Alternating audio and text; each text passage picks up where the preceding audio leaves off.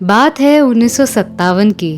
कुंदन कुमार की comedy film तीसरी गली की शूटिंग हो रही थी और एक आखिरी सीन को फिल्माना बाकी था। सीन इस प्रकार था जिसमें लेजेंडरी कॉमेडियन एक्टर गोप को दिल का दौरा पड़ता है और उनकी मृत्यु हो जाती है। क्योंकि ये एक कॉमेडी सीन था, इसीलिए एक्टिंग भी उस प्रकार करनी थी। 44 साल के गोप इस सीन को इतनी खूबी से निभाते हैं कि सेट के क्रू मेंबर्स उनकी तारीफ करने लगते हैं। जब डायरेक्टर गोप साहब को बधाई देने के लिए उनके पास जाते हैं तो पता चलता है कि उन्होंने सच में इस दुनिया को विदा कह दिया। भाग्यवश उनका आखिरी डायलॉग भी ये था, मैं ऊपर जा रहा हूँ। सही में भाग्य लगता है जब एक हास्य अभिनेता लोगों को हंसाते हंसाते इस दुनिया से विदा लेता है। दोस्तों, आज मैं आरजे अनामिका आई हूँ एक ऐसे कॉमेडियन की कहानी लेकर जिसे हिंदी फिल्म जगत का पहला सफल हास्य अभिनेता कहा जाता है। कॉमेडियन तो बहुत आए, पर गोप साहब की कॉमेडी आज भी लोगों को एक्टिंग का पार्ट सिखाती है। आज के जमाने के कॉमेडियन अपने मोटापे का सहारा लेकर लोगों को हंसाते हैं। वो जानते हैं कि जब तक वे अपनी कमी का मजाक नहीं बनाएंगे तब तक लोगों को हंसा नहीं पाएंगे। पर एक्टिंग की इस खूबी को सबसे पहले पर्दे पर जो लेकर आए वे थे गोप विश्वनदास कमलानी। कॉमेडी के इस कला को टुनटुन जी ने भी अपने तरीके से खूबी से निभाया है। पर उससे भी पहले 40 के दशक में गोप साहब ने अपने सहज अदाकारी से दर्शकों को खूब हंसाया था। गोप साहब का जन्म 11 अप्रैल 1913 को ब्रिटिश कालीन सिंध प्रांत के हैदराबाद में हुआ। वे अपने माता पिता के 9 संतानों में एक थे। उनके पिताजी चाहते थे कि गोप पढ़ लिख के अच्छे से सेटल हो जाए, पर गोप साहब को पढ़ाई में थोड़ा सा भी इंटरेस्ट नहीं था।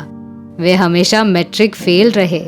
बचपन से उन्हें एक्टिंग और खेल कूद का शौक सवार था। एक स्टेज शो के दौरान लेखक निर्देशक के.एस. दरयानी ने 20 साल के गोप का टैलेंट नाप लिया और उन्हें अपनी आगामी फिल्म इंसान या शैतान में कास्ट कर लिया। 1933 की इस फिल्म में मुख्य कलाकार जद्दन बाई और दीक्षित थे और गोप साहब सहायक किरदार में थे। पहले फिल्म से उन्हें यकीन हो गया था कि वे कॉमेडी के लिए ही बने हैं, इसीलिए आने वाली सभी फिल्मों में गोप साहब हास्य किरदार में दिखे। गोल मटोल शरीर, गोल गोल आंखें, सामान्य ऊंचाई और उसमें कॉमेडी का तड़का, इस प्रकार गोप साहब का अवतार रहा और आज भी उन्हें इसी अवतार में लोग याद करते हैं। उन पर फिल्माया वो गाना तो आज भी आप लोगों के जुबान पर आता है, मेरे पिया गए रंगून। इस गीत में मशहूर अभिनेत्री निगार सुल्ताना के साथ गोप ही थे। निगार जी की प्यारी कहानी सुनने के लिए ऊपर आए बटन पे क्लिक कर दीजिए।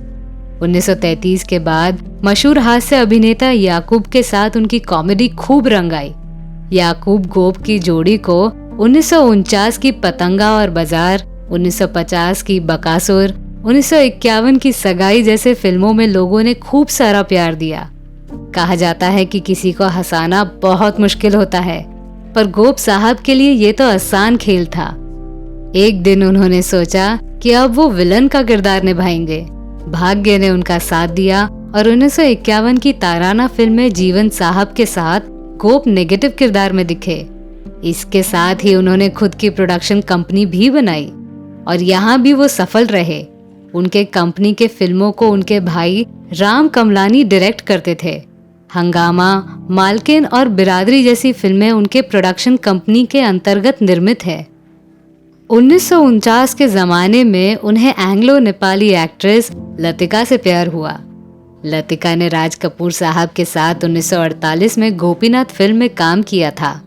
5 नवंबर 1949 को लतिका और गोप साहब की शादी हुई और जुहू में एक बड़े पार्टी के साथ शादी का जश्न मनाया गया। अपने अद्भुत अदाकारी और सहज कॉमेडी के कारण आज भी गोप साहब लोगों के दिल से उतरे नहीं हैं। वे हमेशा याद किए जाते थे और हमेशा याद किए जाएंगे। कहा जाता है कि उनके देहांत के बाद लतिका अपने दोनों बच्चों के साथ इंग्लैंड में स्थायिक हो गई।